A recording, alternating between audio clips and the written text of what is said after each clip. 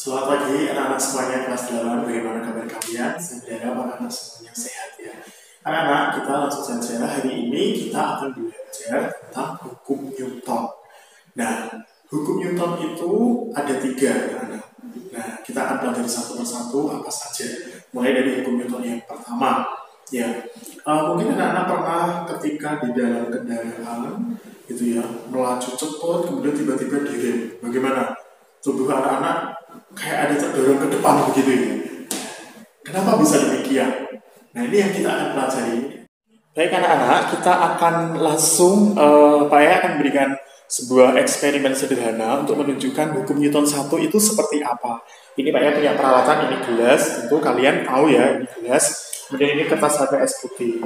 Nah, ini Pak Yaya akan tarik perlahan-lahan. Anak-anak fokus perhatikan pada gelasnya. Coba perhatikan gelasnya. Saya akan tarik perlahan-lahan ya. Iya, ngikut dengan kertasnya ya anak-anak. Nah, saya ulangi sekali lagi.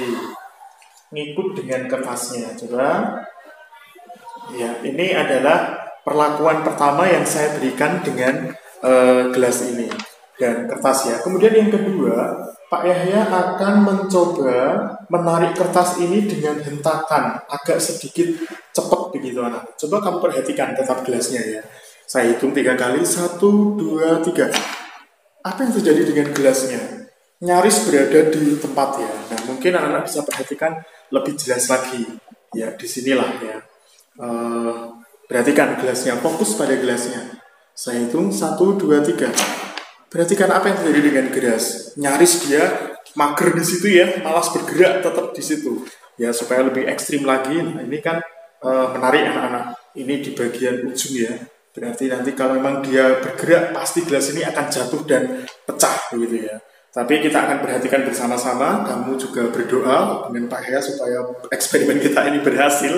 Kalau sampai pecah ya kalaupun pecah nggak apa-apa sih, nanti akan Pak Yahya begitu ya. Nah, ini akan Pak Yahya tarik dengan cepat. Kalau memang gelas ini ikut bergerak, pasti dia nanti akan jatuh dan pecah. Kita akan buktikan bersama-sama ya. Jangan tutup mata ya, perhatikan dengan baik ya. Ini agak dramatis sekali saudara ya. Pak Yahya akan coba 1, 2, 3. Nah, ternyata tidak. Dari eksperimen yang kita lakukan secara sederhana tadi, kita bisa melihat jadi pelakuan yang pertama tadi kan Pak Yahya menarik kertas ini ya secara perlahan dan ternyata gelasnya juga ikut bergerak. Tapi ketika Pak Yahya memberikan perlakuan yang kedua, saya menarik dengan sangat cepat. Ternyata gelasnya tetap berada di sini. Nah, inilah sebenarnya yang dinamakan dengan hukum 1 Newton. Jadi hukum 1 Newton itu biasa orang memberikan atau mengenal sebagai hukum tentang kelembaban atau inersia. Jadi secara detail, bunyi hukum 1 Newton itu adalah jika sigma F sama dengan 0, jika jumlah gaya yang bekerja pada sebuah benda itu sama dengan 0, ada 2 kemungkinan pada benda itu. Yang pertama, benda itu akan diam kalau semula diam. Tapi kalau benda itu semula sudah bergerak, dia cenderung akan bergerak terus-menerus. Nah, sifat benda yang selalu mempertahankan kedudukannya, inilah yang disebut dengan kelembaban atau inersia. Ya, ini anak harus jelas. Sifat benda yang selalu mempertahankan kedudukannya, ini disebut inersia atau kelembaban. Maka hukum 1 Newton ini dikenal sebagai hukum tentang kelembaban atau inersia. Nah, lalu penerapannya apa sih dalam kehidupan sehari-hari? Tadi Pak Yas sempat menyinggung ya. Jadi kalau kamu berada di dalam mobil, kenapa kamu harus pakai belt ya, seat belt itu? Itu tujuannya adalah ketika kamu berada di dalam mobil, itu kan kamu ikut bergerak dengan mobil ini. Misalnya tiba-tiba perjalanan kamu melaju dengan kecepatan berapa misalnya 80 km per jam, tapi tiba-tiba ada kucing lewat, ya kan kamu nggak pengen nabrak kucing itu, lalu direm mendadak kamu punya cip itu, tubuhmu pasti akan terdorong ke depan. Itu artinya apa? Kamu mempertahankan gerakannya, semula bergerak ya pengennya bergerak terus. Nah, itu salah satu contohnya yang penerapan dalam kehidupan sehari-hari. Banyak sekali sih, misalnya kamu di tikungan begitu kan, kalau misalnya kamu naik motor tikungan nih, gitu kan mesti tubuhmu berlawanan dengan itu ya, mempertahankan ya, kalau bisa jangan berubah. Nah, itu. Nah, ini adalah beberapa contoh dalam kehidupan sehari-hari mengenai hukum 1 Newton atau hukum tentang inersia. Sudah jelas ya, kita masuk di hukum Newton yang kedua. Nah, hukum Newton yang kedua ini juga masih berbicara tentang gerak. Kita akan mengamati 3 hal di hukum Newton yang kedua ini. Jadi kita akan menganalisis bagaimana hubungan gaya dan percepatan. Itu yang pertama. Ya. Lalu yang kedua, bagaimana hubungan antara gaya dengan massa. Lalu yang ketiga adalah menganalisis hubungan antara massa dan percepatan. Ya, jangan bilang, wah hubungannya baik-baik saja Pak Yahya, tidak demikian. Baik anak-anak, kita akan masuk di hukum Newton yang kedua tadi ya. Jadi kita akan menganalisis hubungan antara gaya dan percepatan. Nah ini Pak Yahya punya 2 kereta. Ya, ini kereta A, ini kereta B, ya warnanya sama. Jadi ini ada pegasnya. Pegas ini fungsinya untuk apa Pak? Ini pegas atau naraca ya. Ini untuk mengukur gaya. Nanti kan kalau Pak ya tarik lebih besar, lebih kecil, ini kerenggangannya akan kelihatan namanya. Kalau kecil kan segini. Kalau saya tarik dengan gaya yang besar, ini akan molor lebih gini. Nanti anak-anak perhatikan itu. Nah, begini anak-anak. Kita akan coba menganalisis ya. Kau perhatikan tadi ya, ini A, ini B. Ini A, ini B. A, ini B. Kita akan menganalisis hubungan antara gaya dan percepatan. Pertama, saya berikan perlakuan, ini saya tarik dengan gaya yang sama. Gaya yang sama, perhatikan lagunya. Bagaimana dengan kalau saya beri gaya yang sama? Bagaimana dengan percepatannya ya, perubahan kecepatannya. Saya ulangi lagi. Bagaimana dengan perubahan kecepatannya atau percepatannya? Perhatikan lagi. Ya, bagaimana percepatannya kalau saya berikan gaya yang sama? Tadi terlihat sama ya anak-anak ya. Dan sekarang perlakuan yang kedua, kayaknya akan menarik yang kereta B ini dengan gaya yang lebih kencang, dengan tarikan yang lebih kuat. Coba kamu perhatikan sekarang kecepatannya. Lebih cepat yang mana anak-anak? Saya ulang lagi. Perlakuan yang kedua, Pak Enya akan menarik kereta B dengan gaya yang lebih besar. Kamu lihat percepatannya. Aduh, jatuh anak-anak. Tidak apa-apa. Ya, kau perhatikan tadi, mana yang lebih cepat? Yang Pak Yahya berikan gaya yang lebih besar ya, yang B tadi lebih kencang. Nah anak-anak, tadi dari eksperimen yang Pak Yahya lakukan, tadi terlihat ya, ketika 2 kereta ini saya tarik dengan gaya yang sama. Ini kan pertama kita menganalisis antara gaya dan hubungan gaya dan percepatan. Kalau saya tarik dengan gaya yang sama, tadi terlihat percepatannya sama. Tapi kalau saya tarik tadi kereta B dengan gaya yang besar, percepatannya juga besar. Nah, di sini kita bisa menyimpulkan bahwa gaya itu sebanding dengan percepatan. Artinya apa sebanding? Sebanding itu kalau kita berikan gaya yang besar, maka percepatannya juga besar. Kalau kita berikan gaya yang kecil, maka percepatan dari benda itu juga kecil. Ya, ini hubungan antara gaya dan percepatan. Berikutnya kita akan lihat eksperimen yang kedua. Yang A, ini Pak Yahya berikan tambahan massa. Ini tak tambahi beberapa batu ya, ada 3 batu. Sedangkan yang B ini tidak ada. Nah, sekarang kita akan menyelidiki kalau massa A dengan B berarti lebih besar mana? Lebih besar yang A ya tentunya ya, karena ada tambahan batunya. Nah sekarang anak-anak perhatikan di pegas yang akan saya tarik. Bagaimana? Perhatikan kerenggangannya. Ini saya tarik. Nah ini sama-sama berjalan ya. Sama-sama berjalan. Bagaimana dengan kerenggangannya ini? Yang masanya besar ini tambah renggang ya. Yang masanya kecil tidak terlalu. Saya ulang sekali lagi. Perhatikan ini kerenggangannya ini. Nah ini perhatikan ya, jauh lebih besar ya anak-anak. Perhatikan anak-anak ya. Masih tadi kereta A masanya berbeda ya, dengan kereta B tentu lebih besar masanya dengan A. Ini saya berikan gaya yang sama. Anak-anak perhatikan percepatannya ya. Ini saya menariknya dengan gaya yang sama. Nah ini nggak bisa ya, lebih cepat yang kecil ini ya anak-anak ya. Saya ulangi sekali lagi. Perhatikan ini saya berikan gaya yang sama.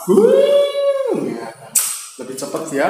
Bagian yang kedua ini tadi kita menganalisis hubungan antara gaya dengan massa. Tadi terlihat ketika kereta Pak Yahya berikan tambahan massa ya, saya tambahin batu, jadi kan berarti massanya bertambah. Tadi kamu mengamati bahwa pegasnya ini semakin panjang, itu artinya gayanya semakin besar. Tapi kalau tadi kereta yang tidak saya berikan tambahan massa, tugasnya ini tetap kecil. Nah, dari sini kita bisa menyimpulkan bahwa gaya itu juga sebanding dengan massa. Maksudnya sebanding apa Pak ya? Jika massa bendanya besar, maka gaya yang kita perlukan ya tadi juga besar. Tetapi jika massa sebuah benda kecil, maka gaya yang kita perlukan juga kecil. Itu namanya sebanding. Baik, berikutnya kita akan masuk di eksperimen selanjutnya. Anak-anak, dari kegiatan yang barusan kita lakukan tadi, ini kan kita menganalisis antara massa dan percepatan. Terlihat bahwa jika massanya besar, itu bagaimana percepatannya tadi? Besar atau kecil? Kecil ya. Tadi terlihat dari kereta yang saya tunjukkan tadi ya. Tapi kalau massanya kecil, bagaimana percepatannya? Besar, dengan gaya yang Pak Yaya berikan sama. Nah, dari sini kita bisa menyimpulkan bahwa hubungan antara massa dan percepatan itu berbanding terbalik. Apa artinya berbanding terbalik? Berbanding terbalik itu adalah jika massa benda besar, gaya yang kita berikan sama ya, ini kasusnya gitu ya. Jadi jika massanya besar, maka percepatan benda itu kecil. Sebaliknya, jika massa benda itu kecil, maka percepatan benda itu besar. Ini yang dinamakan dengan berbanding. Baik anak-anak, dari tiga hal yang sudah kita lakukan tadi, kita dapat menyimpulkan bahwa bunyi hukum Newton 2 itu adalah sebagai berikut. Percepatan, perhatikan juga di tampilan di layar ya. Percepatan yang dihasilkan oleh resultan gaya yang bekerja pada suatu benda berbanding lurus dengan resultan gaya dan berbanding terbalik dengan massa benda. Pak ya, ulangi lagi.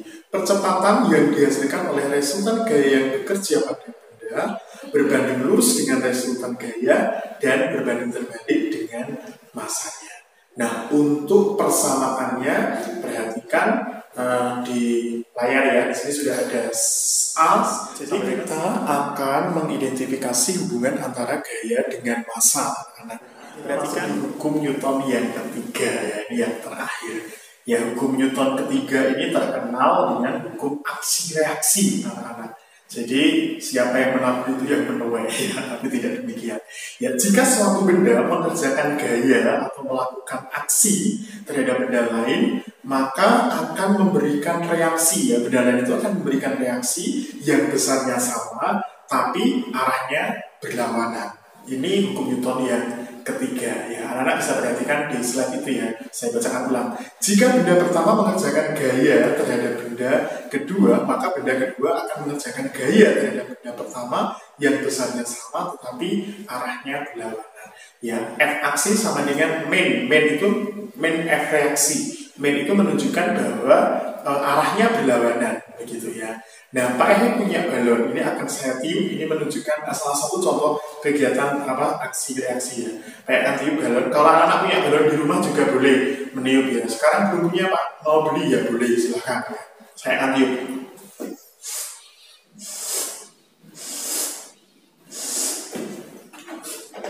Ya, sudah cukup besar ya anak-anak ya. Nah, Pak Ehe akan menunjukkan aksi reaksi dari balon ini. Ini akan saya lepaskan. Ketika saya lepaskan, nanti akan udara ini kan keluar dari dalam ini anak-anak. Udara yang keluar dari dalam balon ini dinamakan dengan gaya aksinya. Dan reaksinya nanti kita lihat apa yang terjadi dengan balon itu. Nah, sekarang Pak akan lepaskan ya. Saya akan lepaskan. 1, 2, 3. Waduh. Ternyata, ya maaf. Ya, balonnya tadi langsung terbang.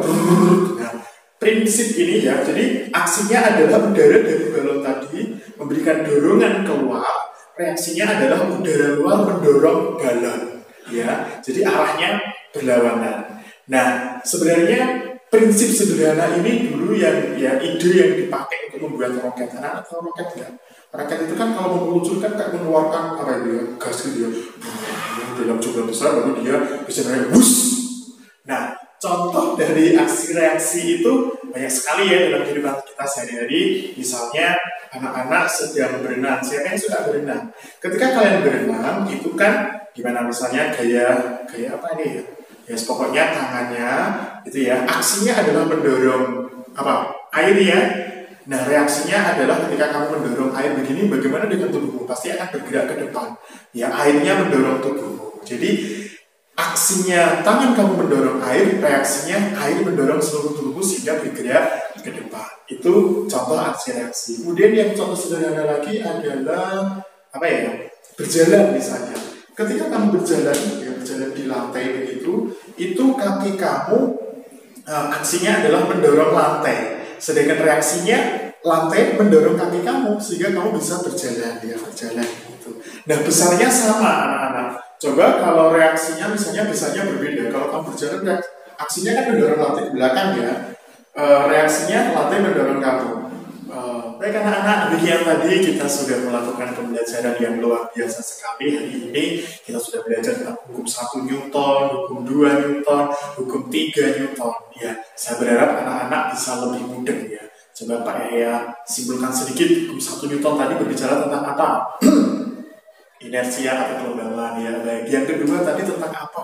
Tadi ada 3 bagian ya, pokoknya hubungan antara gaya, massa, dan percepatan gitu ya. Kemudian hukum 3 Newton tadi tentang apa? Tentang F aksi sama dengan main F reaksi gitu ya. Ya, saya berharap anak-anak bisa paham dengan pembelajaran hari ini. Kita bisa bertemu di lain kesempatan. Terima kasih dan Tuhan memberkati. Bye-bye.